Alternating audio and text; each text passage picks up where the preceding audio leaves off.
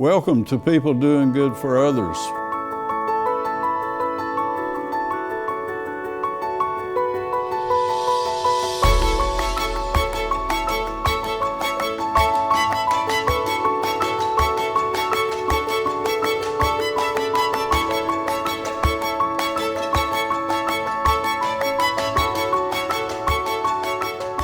Good morning, I'm Gary York, and this is People Doing Good for Others, as we honor and celebrate and hold in the light those who truly make significant contributions in our communities. Thank you for being with us today, and I want to thank Wilkes Communications, Riverstreet Network, and WIFM for this honor. And it is an honor to have with us today Dr. Buddy Lingle. He's the Dean of the Fred Wilson School of Pharmacy at High Point University. He's been there since the inception of the program, and we're going to talk about pharmacy school, the uniqueness of the High Point approach to pharmacy, and this PhD program. And Buddy is a native of Salisbury, graduate of the University of North Carolina, and is a renowned speaker and presenter and writer. And he's, again, is the Dean of the Fred Wilson School of Pharmacy at the University of High Point University. And again, thank you for being with us.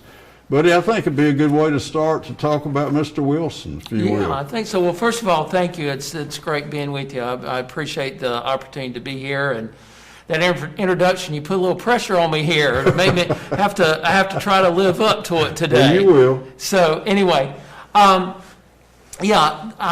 School of Pharmacy at High Point University is the Fred Wilson School of Pharmacy. Fred Wilson provided funding to help us get started, and Fred is the owner and started a Piedmont Chemical Company there in High Point. They have several different plants and offices around the state, and has just been a great asset to not only High Point University, but also to the High Point community, and really giving back to that area. And I know that he's also provided contributions to help, I think, NC State, and I think he has actually a school there at NC State named after him and the family also. So the whole idea of this program and giving back to the community, Fred Wilson surely has met that call. I'm sure he was involved in funding this building, and so this is, we want to make sure everyone can see this. This is your domain every day. That's right. I'm blessed to be able to go there to work every day. It's a great facility. It's about 220,000 square feet. Wow. Very large. Now, the School of Pharmacy has about 65,000 square feet in there. Classroom space, offices, teaching labs, research labs. But the other space is occupied by the Condon School of Health Sciences. And in that area, in the School of Health Sciences, they have physician assistant program, they have a doctorate of physical therapy, they have exercise science, and we just announced that we're starting a nursing program. And so we're really expanding, High Point University is really expanding the offers in terms of the health care, and meeting the needs of people, helping to meet the needs of people with health care in the Triad area. So all of the health science, so to speak, is in this building? Yes, right now it is. Okay. But I tell you, the way we're growing, when we're looking, I've got a meeting with somebody from another area of healthcare tomorrow, and looking about maybe beginning another program at the university. So I would not doubt before long we might be having to build another building, because we're growing out of that 220,000 square foot building. Dr. Buddy Lingle, I think it'd be a good time to talk about the mastermind, the innovator, the leader, the entrepreneur, and Dr. Nito Quabain for a moment, if you will. Dr. Quabain has taken what was really a small, sleepy university, and actually it was High Point College, into a university era. And what has happened in the 15 years or so that he's been at High Point University is absolutely phenomenal. As you said, he's all of those things you just mentioned. I mean, can look into the future to see the trends. He is an innovator, entrepreneur, everything that you just mentioned. And I actually brought, because I wanted to mention to you just what kind of growth High Point University's had. Do that. In that 15 years. The undergraduate enrollment in 2005 was 1,450. Now it's 4,600. Faculty members, we had 108 faculty members in 2005. We now have 330. The campus size, this is phenomenal. The campus size was 91 acres. We're now at 500 acres for the campus. And total positions at the university have grown from 385 to over 1,700. And the thing is about contributions back to the community, estimates of what the economic impact of High Point University in the entire Triad area has grown from $180 million to almost $765 million now economic impact in our community. So he has had that foresight, and he continues to look. Matter of fact, we just announced back, I think it was about a year ago, we announced, the president announced that we're looking at another $1 billion, with a B, billion-dollar campaign to add to that. Now, I don't know about you, Gary, because I know that this is probably okay for you, but that's more money I've got in my checking account.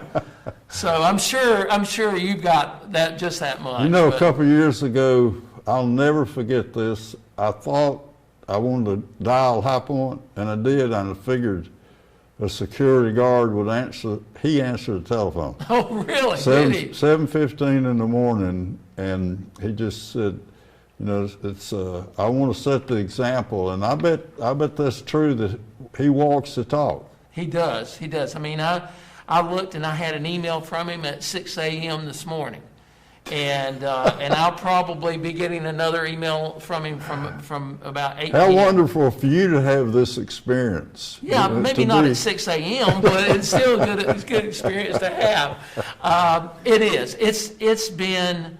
I've been in academia now and higher education since 1985, and actually was teaching while I was in my graduate program. And I can tell you the last 6 years have really been the highlight of my career. Starting a new program and or being part of the start of a new program, and then has been the most rewarding thing, to see something and to help build something and then see it come to maturity. And we've still got a long ways to go. We've got a lot of the things we were wanting to do. Dr. Buddy Lingle, how did it happen that your connection, that you came there? Well, actually, my wife and I, Deborah and I, were actually doing a campus tour with one of our daughters, and had another daughter with us. Oh, my goodness.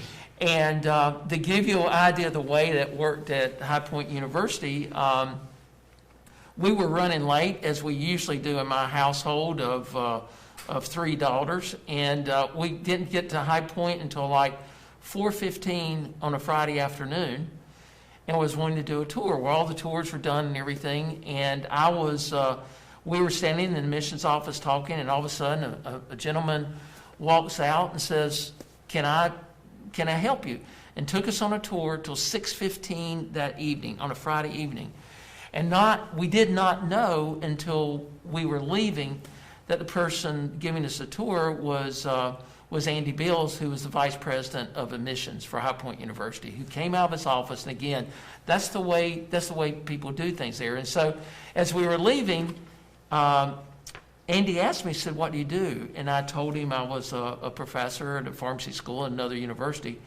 And he said, "Oh, by the way, we just voted to start a pharmacy school." And that proverbial light bulb went off at the top of my head. And I said, "Well, I don't know if my daughter's going to come here, but maybe I could come here." And so I actually I actually got in touch with the person and some people, and it became history that we thought it was just a great match for both of us, for us to end up back in High Point. You said it's a divine intervention. It was. I mean, we could have driven right on up the interstate and passed because we knew we were late, and we came in, and Andy Bills maybe would have had his door closed and not known we were there, and just not known about it. Wow. But, yeah. Your background, briefly, just about where you've been and your career. Sure. I'm actually a resident. You mentioned I was from Salisbury. I'm from actually the grand metropolis. I don't know if many people know, but the grand metropolis of Granite Quarry, North Carolina. And Granite Quarry, we always say Salisbury's a suburb of Granite Quarry. But Granite Quarry, went to pharmacy school at UNC, and then decided that I would go back and stay on and get my master's there in pharmacy. Worked for a couple years in the Washington, D.C. area because my area of interest really evolved more into something you think a little bit different, but it's health policy and health economics.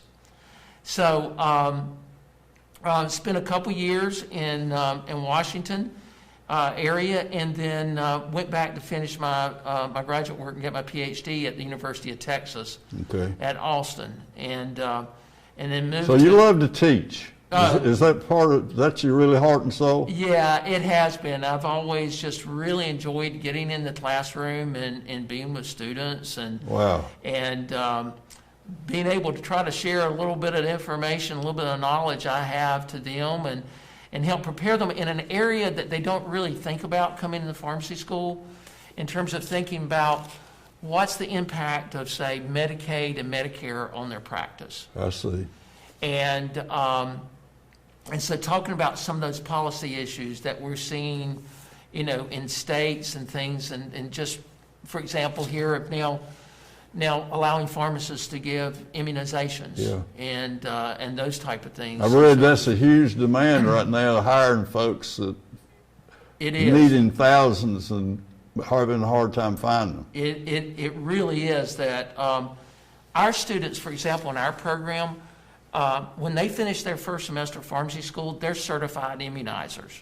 And so they can work with a physician or with a pharmacist or some other healthcare provider. Well, one semester. And after their first semester, yes. And so they can go ahead and be immunizing for flu or whatever. Now they're out actually being involved with vaccinations for COVID. So the demand really for pharmacists now has really grown and taken off a lot because of what has happened with COVID, and of course the need for immunizations throughout the country. And so we have chain pharmacies such as Walgreens and CVS that are hiring pharmacists left and right to help because of just the critical nature of where How we're did at right now.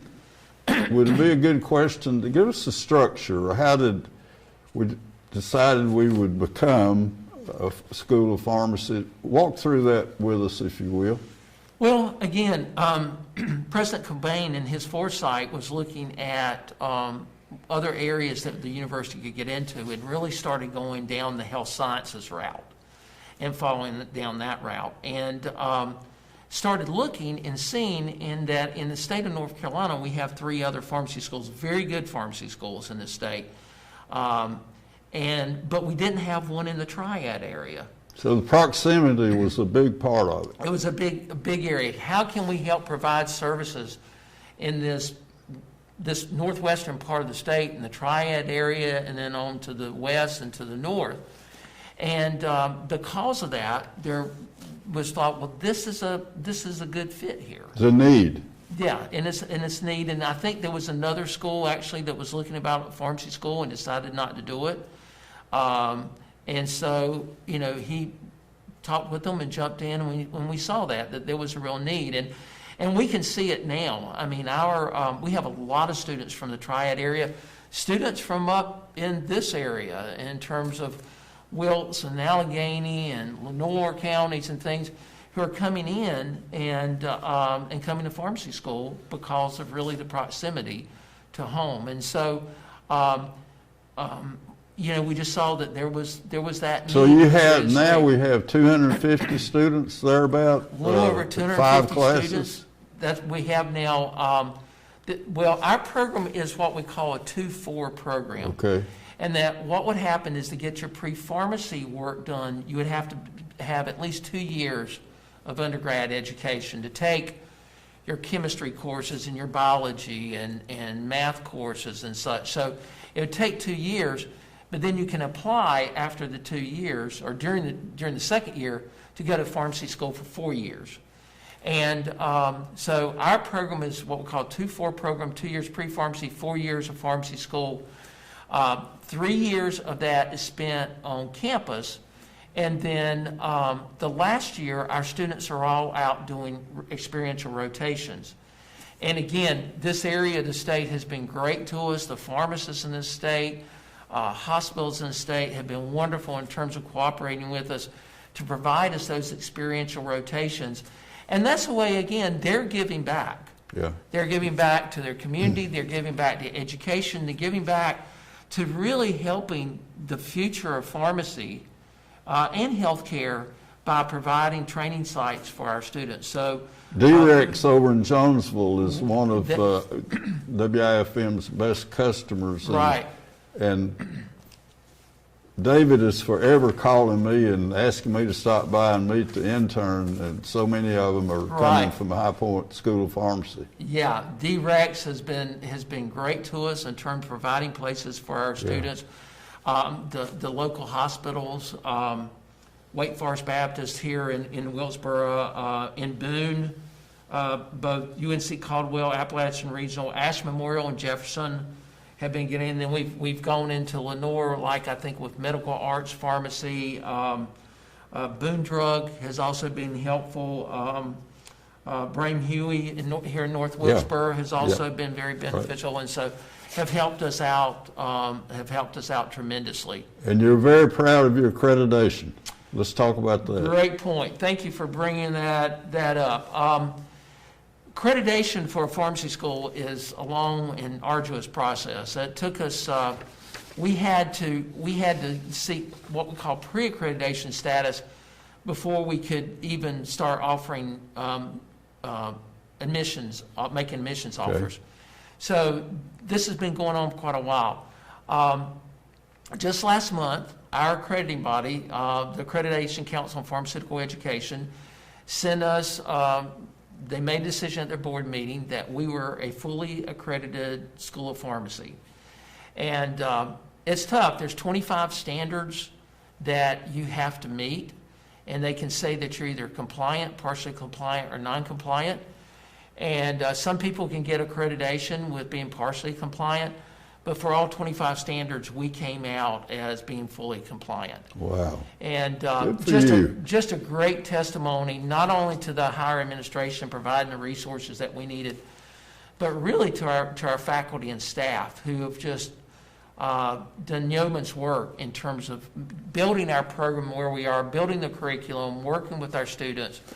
And really, the accrediting team that came in and did a site visit told us that that 2 words they heard over and over from our students about our program was home and love.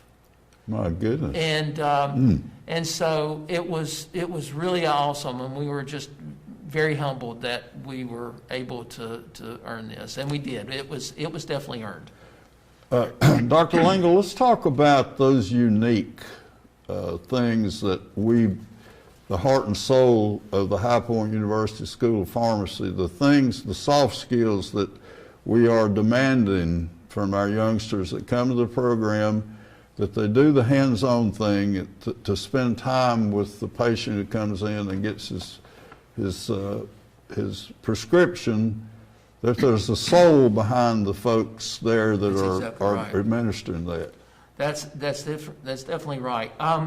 We didn't want to just be another pharmacy school. We wanted to be a different pharmacy school. We wanted to do some things that were different, and as a result of that, we've done. Now, there's certain things, aspects of our program that we really concentrate on. Not only do they have to have an extraordinary education and have the knowledge, excuse me, but they also we really talk about professionalism. They're in a healthcare professional school. They're going to be a healthcare professional. They need to start being oriented to being a healthcare professional in school. Professional. And so that's their attitudes, that's their dress, that's the way they meet people. The other thing that's so important, of course, just as you were saying, are the communication skills. Yeah. Someone could have all the knowledge in the world, but they can't communicate it.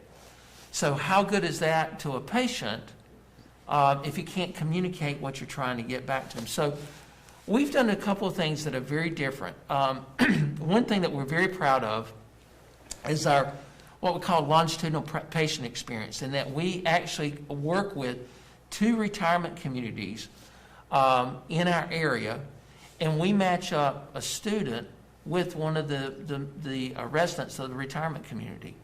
And in their second semester, they get to know each other. And so they work with them in terms of being in an older population, work with them and help them and understand the things that, yeah, you might have to talk a little louder.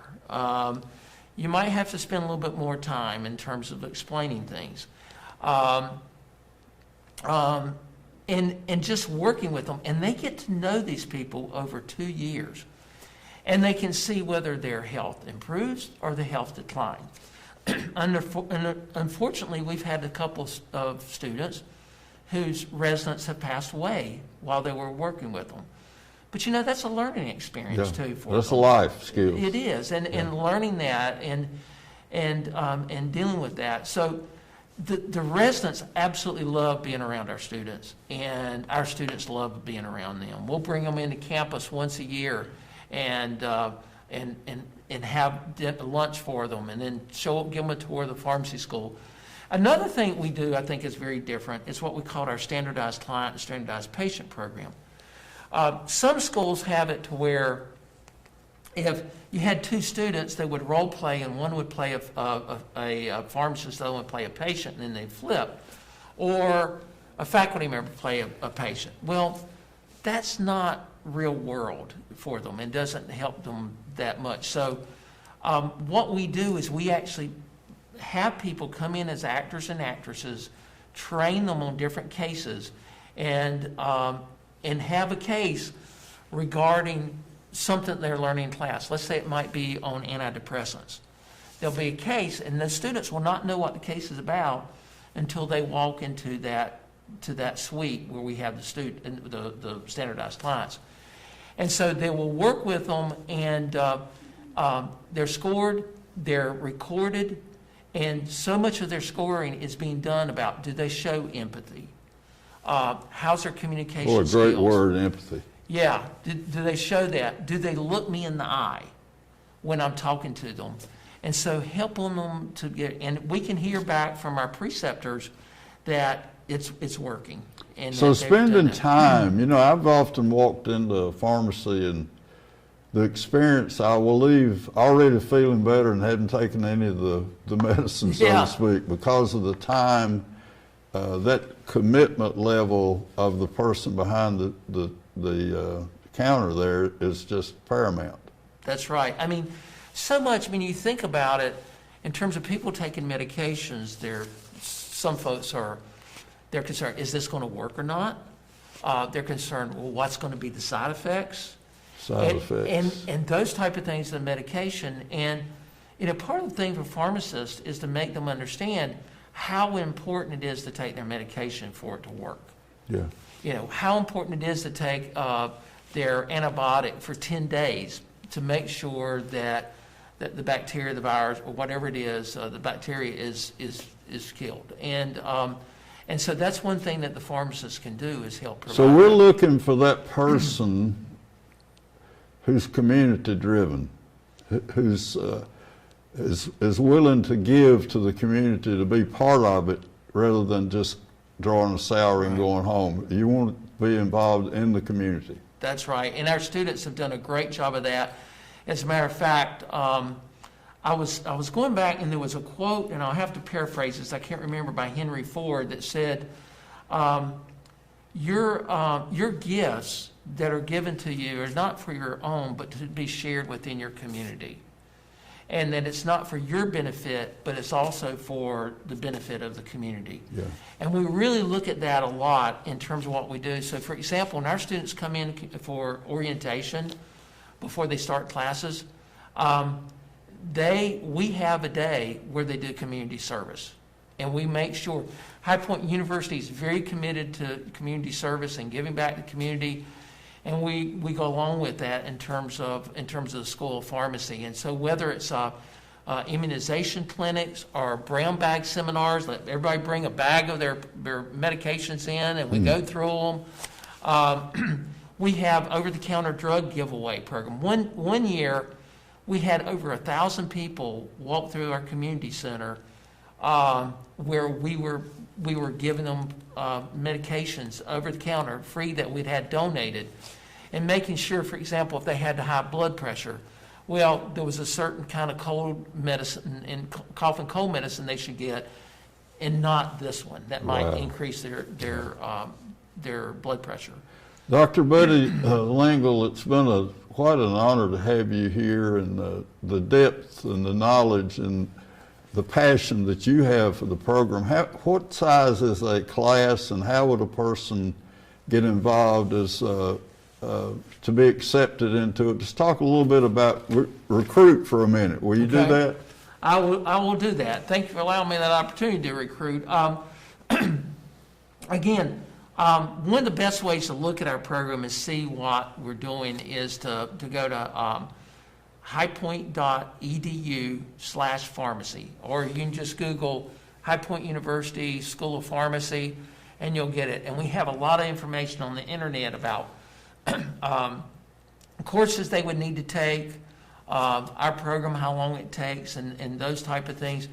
And then there's information on there about how to come to campus for a tour, right? And talk to us. And that's a unique part of High Point, I think, the tour.